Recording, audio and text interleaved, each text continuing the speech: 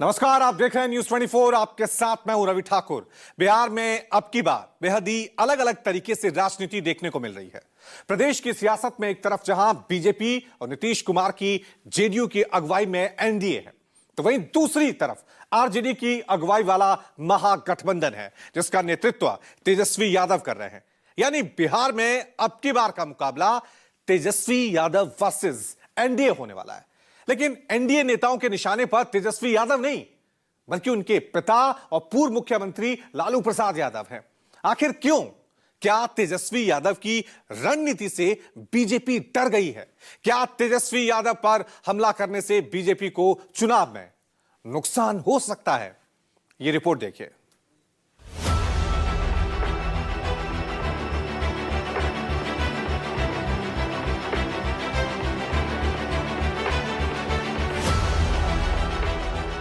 बहुत कम बच्चे पढ़ते थे और पढ़ाई भी कम होती थी। अब पहले इलाज का पूरा इंतजाम नहीं था। 90 से 2005 तक क्या किया लालू यादव की सरकार ने? हत्या, अपहरण, फिरौती, डकैती और लूटपाट का एक इंडस्ट्री यहां पर चलाया।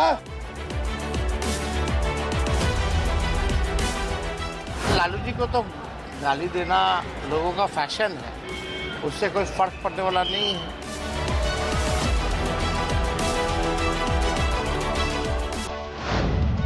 एनडीए का बिहार प्लान सेट तय हो गया चुनावी टारगेट।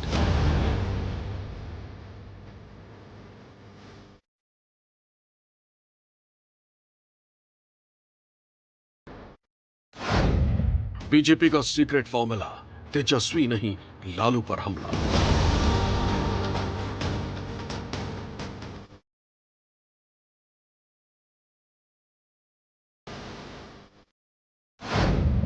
पच्चीस के लिए तेजस्वी की रणनीति, क्या उससे डरती है जेडीयू बीजेपी?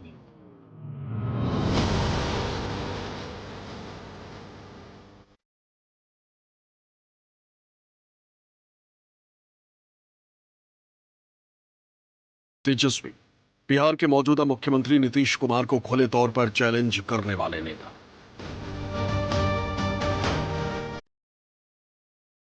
तेजस्वी बिहार के मौजूदा एनडीए सरकार को हर मुद्दे पर घेरने वाले विपक्षी नेता। तेजस्वी बिहार के मौजूदा विपक्षी दल आरजेडी का प्रमुख चेहरा।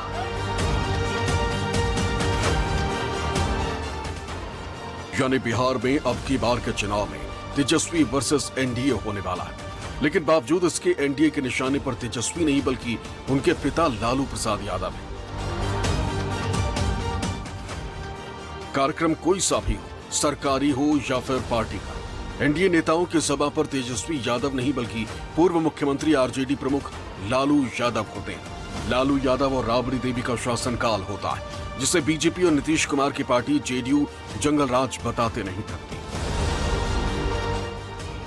बिहार में लालू यादव और राबड़ी देवी के शासनकाल को खत्म हुए 2 दशक यानी 20 साल हो चुके हैं। मगर एनडीए नेताओं की सभा पर आज भी वही आरोप फिट है जो 2005 और उसके बाद के चुनावों में रहे।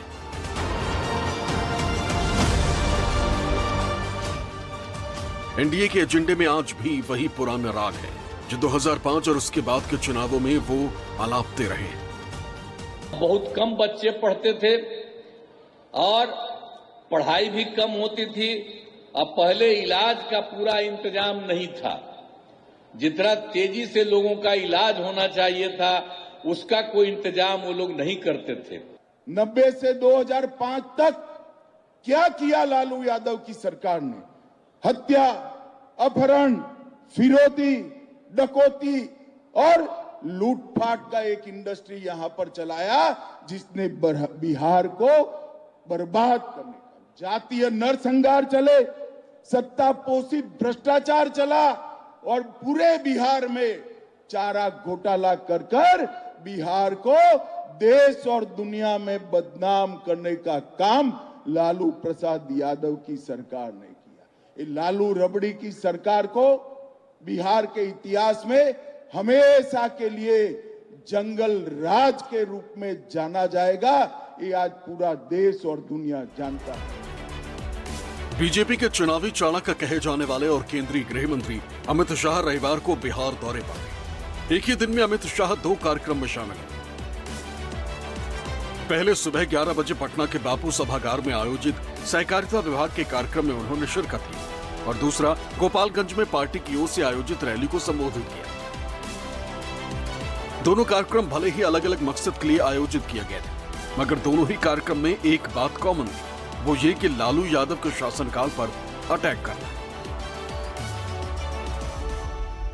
आपको सबसे पहले बापू सभागार में आयोजित केंद्र सरकार के सहकारिता विभाग वाले कार्यक्रम में लेकर चलते हैं, जिसके मंच से 823 करोड़ की योजनाओं का शिलान्यास और उद्घाटन किया गया।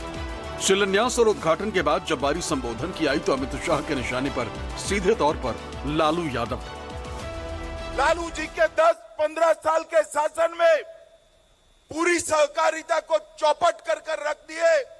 सैकड़ों चीनी मिलें बंद हो गई और चीनी का उत्पादन जो एक जमाने में 30% से ज्यादा बिहार से होता था, उसको 6% से कम लाने का काम ये लालू यादव एंड कंपनी ने किया है। मैं आज इस कार्यक्रम के माध्यम से नीतीश जी और बिहार की जनता को कहने आया हूं, इस चुनाव में फिर से एनडीए का सरकार बना दीजिए।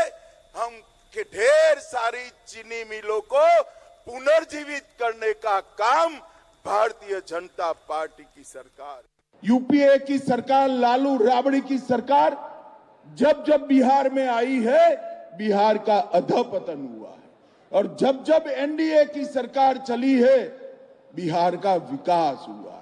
ये हमारा 20 साल का ट्रैक रिकॉर्ड है। आज जंगल राज समाप्त हो चुका है। पटना के बापू सभागार में आयोजित इस कार्यक्रम में प्रदेश के मुख्यमंत्री और एनडीए के सबसे अहम घटक दल जेडीयू के अध्यक्ष नीतीश कुमार भी शामिल हुए थे। नीतीश कुमार भी वही 2005 से पहले वाले बिहार की बात दोहराते नजर आए। पहले कोई महिला को कुछ करते थे? कुछ नहीं करते थे। सबकी पढ़ाई कितनी हो रही है, सब तरह का काम हम सब लोगों तो मिलकर के किए थे। एक एक काम किया है। हम लोगों ने विश्व बैंक से कर्ज लेकर के स्वयं सहायता समूह का विस्तार कराया और जब स्वयं सहायता समूह बनाया और सभी महिलाएं उसमें थी और उसका नाम हमने जीविका दिया और उसके बाद हम ही ने उनको उसी का नाम दिया जीविका और हमने उन्हीं को जीविका दीदी भी कह दिया। इसके बाद अमित शाह गोपालगंज पहुंचे, जहां पार्टी की ओर से एक जनसभा का आयोजन किया गया। इस कार्यक्रम में भी अमित शाह के निशाने पर लालू यादव और उनका शासनकाल ही रहा। आरजेडी थी तब क्या था? रंगदारी, जंगलराज, दबंगई, डकैती, अपहरण, फिरौती, पूरे बिहार को तबाह कर रखा था और इतने घोटाले किए भाइयों बहनों, इनको लाज भी नहीं आती, शर्म भी नहीं है। अलकतरा घोटाला किया, बाढ़ राहत घोटाला किया, रेलवे होटल घोटाला किया, मिट्टी घोटाला किया, चारवा विद्यालय घोटाला किया और गौ माता का चारा भी ये लालू जी खा गए, लालू जी खा गए। बिहार क्या फिर से अपहरण, हत्या, भय के शासन में जाना चाहता है क्या? जोर से बोलो, जाना चाहता है क्या? बिहार चारा चुराया इसको भूल सकता है क्या? बूथ कैप्चरिंग कर लोकतंत्र को खत्म करने की इनकी साजिश भूल सकता है क्या? और नौकरी के बीच बदले जमीन का षड्यंत्र बिहार भूल सकता है क्या? लालू प्रसाद जी ने एक ही काम किया, अपने परिवार को सेट करने का। सालों से हम राह देखते थे कि अयोध्या में भगवान राम का मंदिर बने। राह देखते थे या नहीं देखते थे भाई? ये लालू एंड कंपनी ने बहुत अड़ंगे लगाए।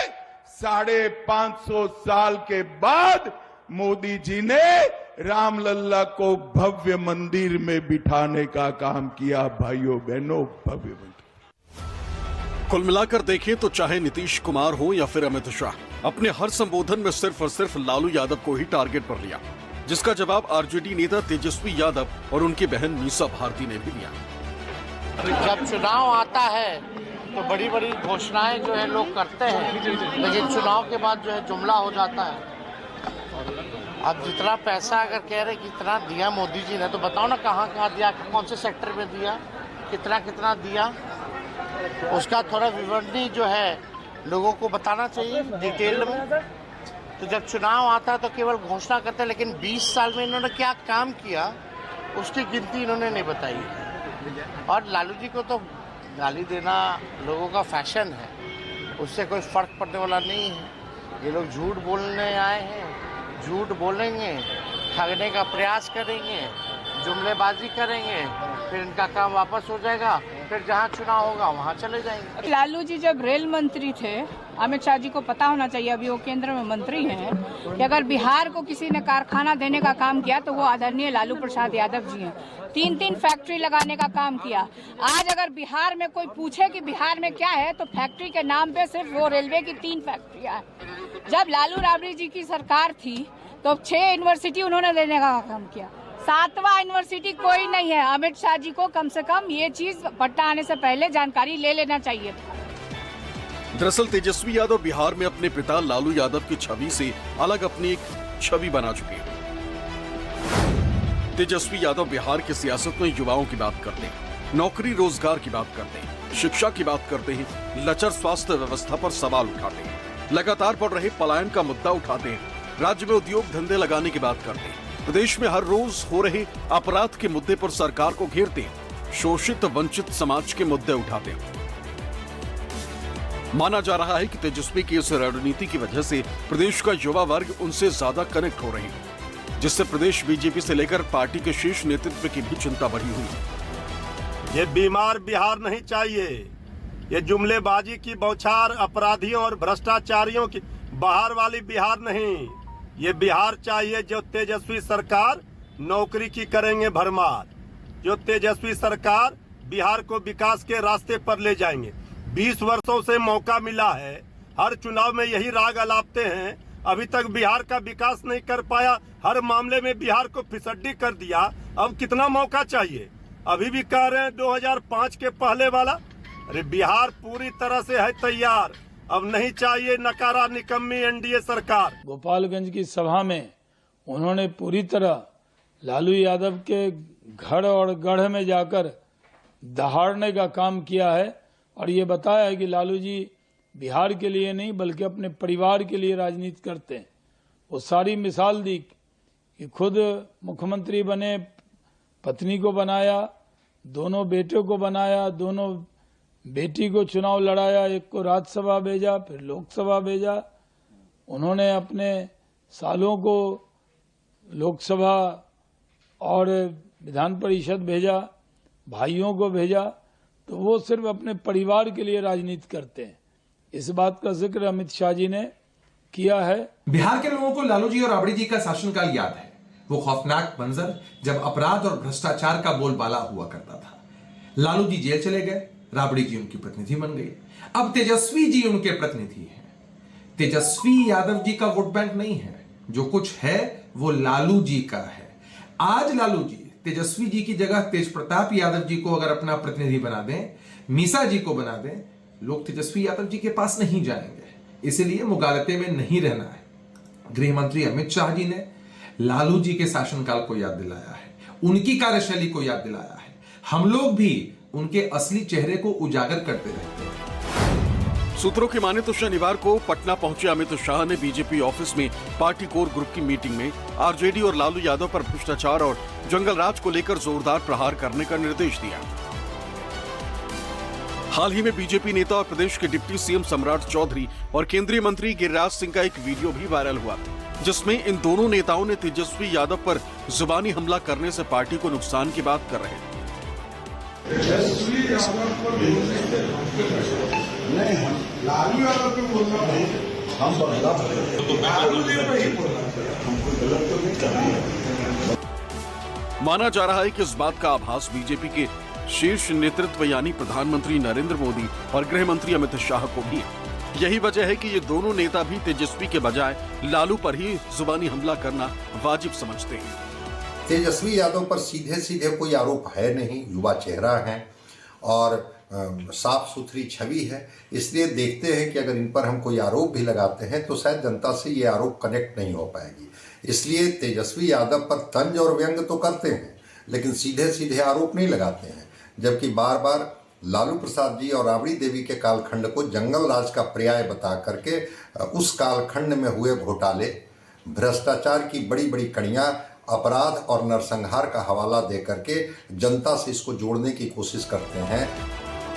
इधर अमित शाह के बिहार दौरे पर आरजेडी ने एक पोस्टर के जरिए करारा तंज कसते हुए कुछ सवाल भी पूछे।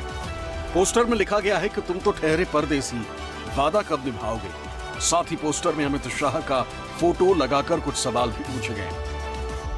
मेरे अंगने में तुम्हारा क्या काम है, इसी गाने के तर्ज पर आरजेडी ने अमित शाह यानी गृह मंत्री अमित शाह पर पलटवार किया है और लिखा है इस पोस्टर में, तुम तो ठहरे परदेसी, वादा कब निभाओगे, 15 लाख रुपया अकाउंट में कब आएगा, 2 करोड़ हर साल युवाओं को रोजगार कब मिलेगा, काला धन वापस कब आएगा, किसानों की आय दुगनी कब होगी। बिहार में आपका स्वागत है, मगर फिर से ऐसा वादा मत कीजिएगा। बड़ी सी तस्वीर है अमित शाह की और जवाब मांगा है आरजेडी ने। बहरहाल बिहार में चुनावी मौसम शुरू हो चुका है। आने वाले दिनों में ऐसे पोस्टर्स की भरमार देखने को मिल सकती है। साथ ही जुबानी तीर भी एक दूसरे पर साधते देखे जा सकते हैं। लेकिन इन सब के बीच इतना तय है कि तेजस्वी वर्सेस एनडीए की लड़ाई बिहार की सियासत में एक दिलचस्प मोड़ जरूर लाने वाला। Bureau report, news 24।